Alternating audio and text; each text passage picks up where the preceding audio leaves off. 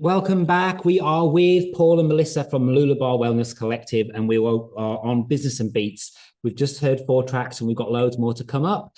But we want to know more about Malulabar Wellness Collective. What is it? Why did you start it? Tell us more about it, guys. Okay, well, first of all, Melissa and I met probably 7, 8 months ago now. We connected pretty instantaneously and recognized that we both shared an interest and a passion for helping people and working in the modality of healing and helping people to reconnect with themselves. Melissa is proficient in quite a few fields from Reiki, kinesiology, sound healing, and a few other modalities. And myself, more of an art therapist, and working with NLP, neuro-linguistic programming. And Melissa was working from home and was kind enough to make some space for myself and my son to move in.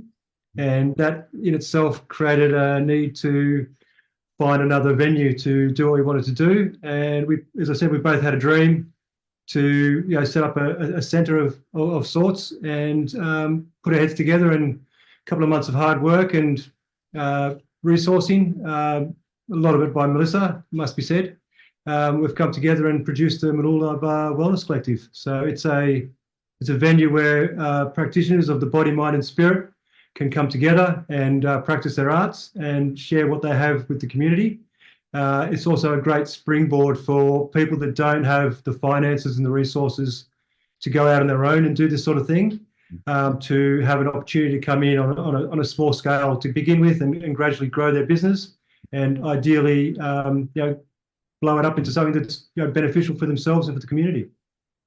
That sounds so cool. And I was never involved or didn't understand things like sound healing until I started networking and I met people who spoke about it. And I remember one day I was on holiday in Airlie Beach, and I was walking down the beach, and they were doing some sound healing on the beach. And I walked past them, and I felt the energy, this energy of this sound, or that obviously it was from the sound. And it made me realize that, once we talk about vibrations and stuff like this, and so, well, music's vibration. And so I was starting to look into things like, well, there must be music out there that's specifically been made in the charts, that's been made at certain vibration, because they know that it's going to sell at a certain level or whatever like that. And so I'm really intrigued. Can you tell me more about sound healing and what are the benefits of it? Well, I'll hand over to Melissa on this one. Yeah, sure. So the sound healing that I do in particular is the sound crystal bowls. So they're all made of clear quartz, and I play with 7 in particular. And each bowl has a certain frequency, and on that frequency, exactly like you said, it says to heal certain emotions or dis-ease or disharmony in the body that operates on that frequency. So when the bowls are all played simultaneously, it can really help heal those emotions on that frequency, and the physical disease in the body, and then creates harmony and peace and balance back. That's when you were talking about the bowls, then in my head I had a vision like a drum kit, but bowls.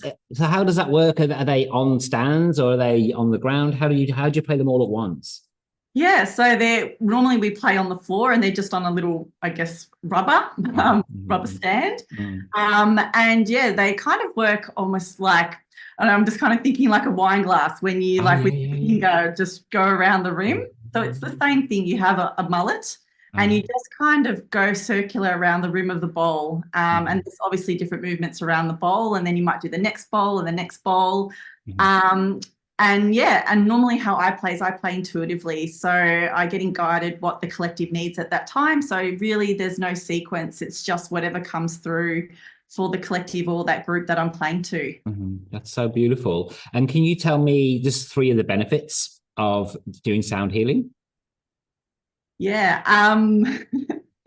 Well, I mean, we are electromagnetic beings.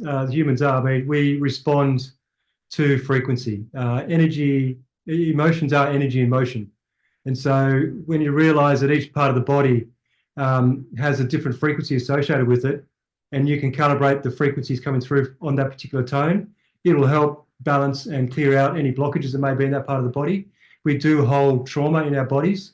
Words, sound in its own right is a frequency, and it has a certain connotation to it. And I mean, music is a perfect example of that, where it'll evoke different emotions in people.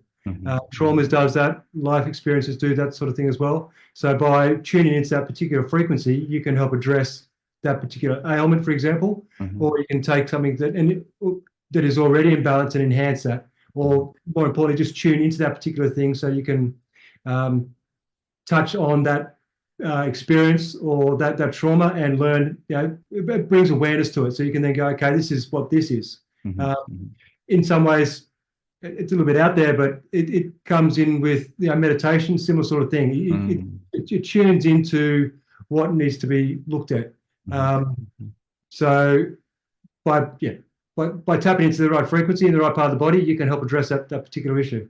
Yeah, it's quite profound. I mean, like I said, going back to music, as people listen to different songs, as you said, it does evoke different feelings in people. You can put a love song on, it can change a person's mood. That's the energy flowing through that body. It's energy in motion. And I mean, you have the hertz, for example. There are certain hertz that are set that will cause disharmony in the body. Like you listen to a certain song and it might get you a little bit irritated or agitated. And once you bring awareness to that, you can identify with that and go, okay, well, that's not what I want to be feeling right now or experiencing.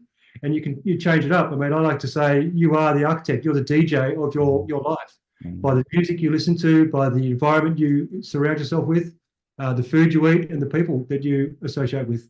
So they all play into each other. Everything's connected in that respect. And like I said, awareness of that awareness will bring you more in touch with your body, your spirit, and your mind. And you find harmony between those three things, you're going to find peace. And life becomes a lot more enjoyable.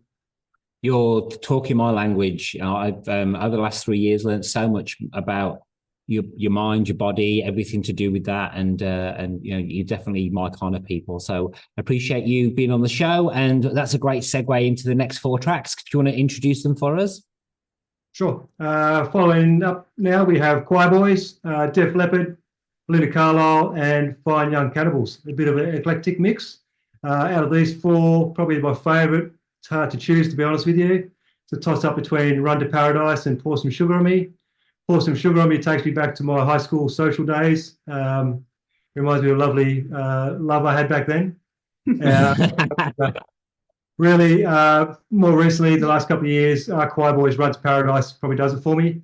It just speaks volumes to me about life as a journey. And people are looking for heaven, worried about hell. There's a saying that says religion is for those people that are scared of going to hell.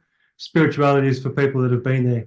And heaven is a place on earth as far as I'm concerned. So that also taps into Belinda there. But once you realise that we live in paradise and this is heaven and it's what you make of it, that's what this song sort of brings out for me. Plus, it's a great Australian song and nice and upbeat and sort of gets me pepped up, ready to go out. And we'll be back after these 4 tracks.